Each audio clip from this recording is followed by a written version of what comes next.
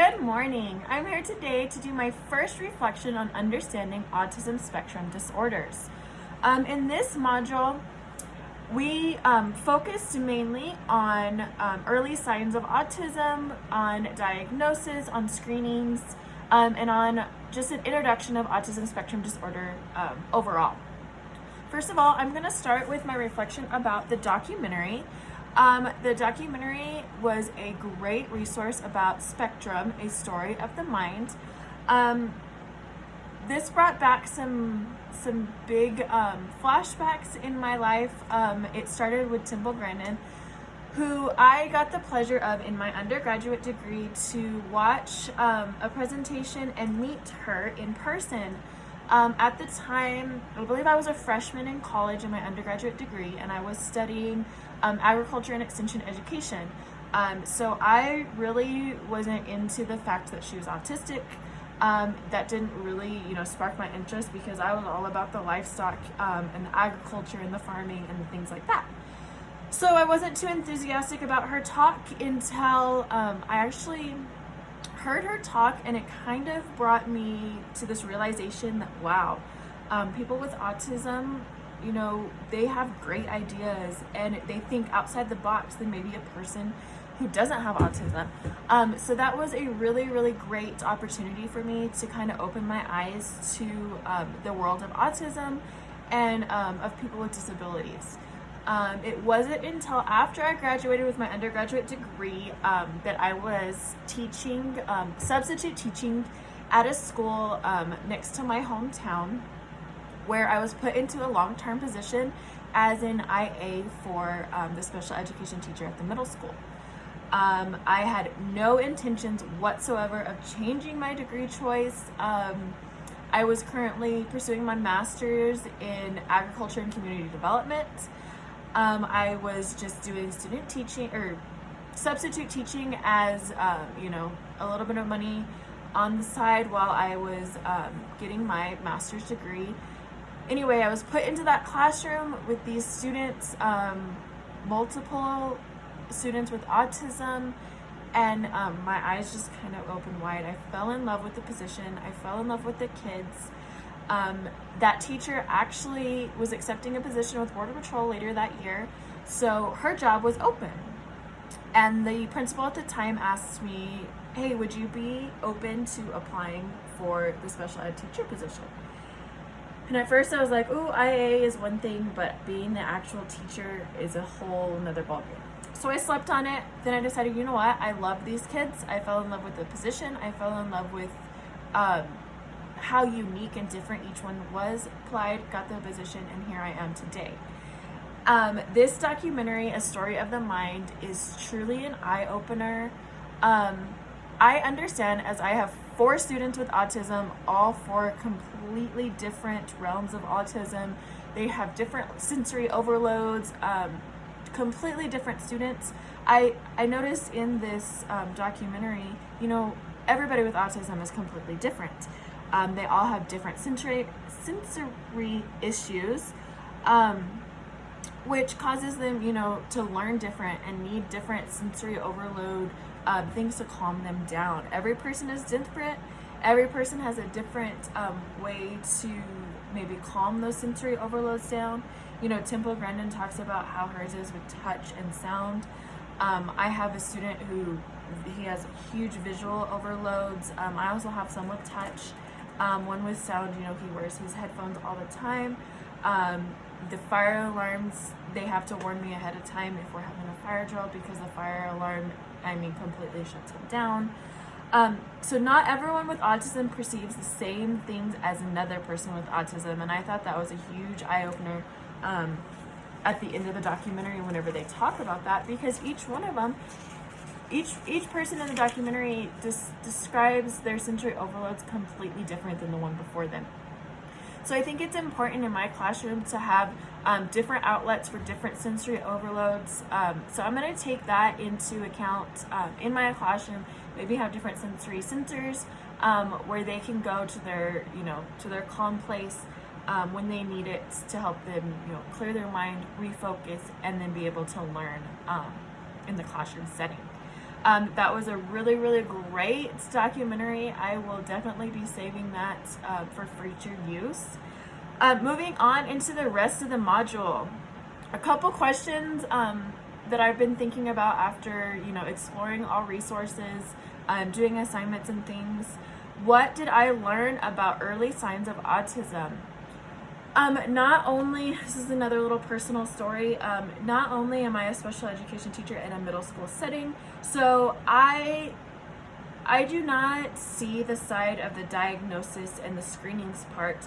I get the students, when they are 10, 11 years old, they've already been diagnosed with autism, they've already been through the screening process, the parents understand their child with autism, so I just get to help put those plans into play and make them better, to make them successful in the middle school setting. So I learned in this module that autism is diagnosed before the age of 3 years old. So I do not have the students at that time, so I don't really get to go through the process. But my nephew, who is 3, he just turned 3 in October, was diagnosed with autism. So I kind of got to go through that whole experience of, understanding his differences, understanding how he goes into social settings, his sensory overloads. Kind of got to see that firsthand in my family, and then see how that process, turned into diagnosing him with autism, and then later putting a plan in play to make him successful and make him be able to manage those sensory overloads. I did, get to see firsthand that the parents are the first people to, kind of screen and diagnose this, as, my little nephew, he wasn't in school yet, so it was us, his family, that first kind of understood that he might have some type of autism. So that was 2 huge things that I learned about the early signs of autism. It starts in the household before it gets to us educators in the school system. And me as a middle school teacher, I don't get to see that as often. I would like to see it more, and who knows what the future holds and where I might be in the future. What did you learn about risk factors, screening, and diagnosis? I learned, number 1, that autism is diagnosed at an early age. We do not know the cause of it. There's so much research going on, whether it be genetic, but they can't find the exact gene or gene mutation that causes autism. We don't know what environmental factors might come into play. I mean, there's some research done to some things that are possibilities, but we don't know the exact diagnosis. So I also learned that there could be an other diagnosis or a co-diagnosis along with autism. A lot of students with autism do have a type of ADHD or OCD or something along the lines of those, along with their autism, so we need to be looking at all possibilities, not just autism. The screening process is a long, vigorous process. I know there's parent check questionnaires and check sheets, teacher check sheets. Also, the doctors do check sheets. I mean, we have to do a full comprehensive assessment to get the full idea of what's going on with each student before we can properly diagnose them with autism or with a co-diagnosis. What have you learned about autism this far? I have learned that it's diagnosed early. I do not get to see that part in my position, but I have learned that it is diagnosed early. There's no known cause. Like I said, there's so much research going on, but we don't know the exact cause of autism. I've learned that it causes sensory overloads, and every single child with autism has a different sensory overload and they might not understand or experience sensory overload the same as another student with autism.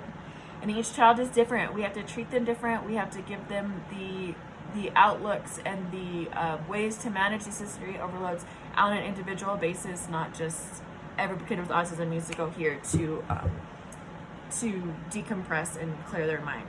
How can you apply what you have learned in this module to your current practices? I want to research and create a sensory-friendly classroom or sensory-friendly zone for these students to go to when they do have the sensory overloads. Whenever the fire alarm does trigger, their hearing senses, I want somewhere for them to go that can decompress them. Whenever I have a student who's just overwhelmed with touch or with feel, I want him to have somewhere to go for him to decompress and, you know, calm the nerves and calm the senses. So I want to research what I can do in my classroom to help my individual students with autism, you know, have a safe place for them to go. I want to treat each child with autism, you know, in their own way. I don't want to, you know, oh, my whole class with autism, this is what we're going to do. No, each student needs to have their own outlook, whether it is playing with a ball while we're doing our math facts, or instead of sitting in a regular chair, sitting on a bouncy ball to, you know, so he can bounce and be able to focus on the math facts that we're doing, or whatever it might be. And I want to learn more about diagnosis. I'm going to look into all my students with autism and look at their diagnosis and what went into diagnosing them. But I'd like to be, you know, learn more about that at the early ages, you know, either through my diagnostician, just kind of be more aware of that, even though I don't get to see it firsthand. And what are the top 3 topics in this module that had the most impact on you personally and professionally? Number 1, the sensory overload documentary. That was the biggest topic that really hit me hard, both with my personal, with my nephew, as well as with, I mean, all of my students with autism show super different signs of sensory overload. They're so unique. Different things trigger them, different things calm them, and I want to be aware of that, and give them, like I said, give them a safe place to decompress and to feel safe when they have a sensory overload. Understanding co-diagnosis was the second topic that I think had the most impact on me, because I wasn't aware of that. I just thought, you know, with autism, ADHD was, you know, a sign, but no, it's a separate diagnosis that they might also encounter on top of their autism. So I want to be aware of that in my students, make sure I understand if they have a co-diagnosis, understand how I can help both diagnoses at the same time and help them be successful in the classroom. And the third topic was the early signs. I wasn't aware that, you know, autism is diagnosed before the age of 3. So now that I know that, I want to kind of be aware of that. It just opens my eyes to, you know, parents are the first sign, and they play a huge role in being an advocate for their child with autism and making them successful, not only as me in the classroom, but the parent as well. So that's my reflection on my first module of autism spectrum disorders. I learned so much just in this short few weeks, and I'm so excited to learn more.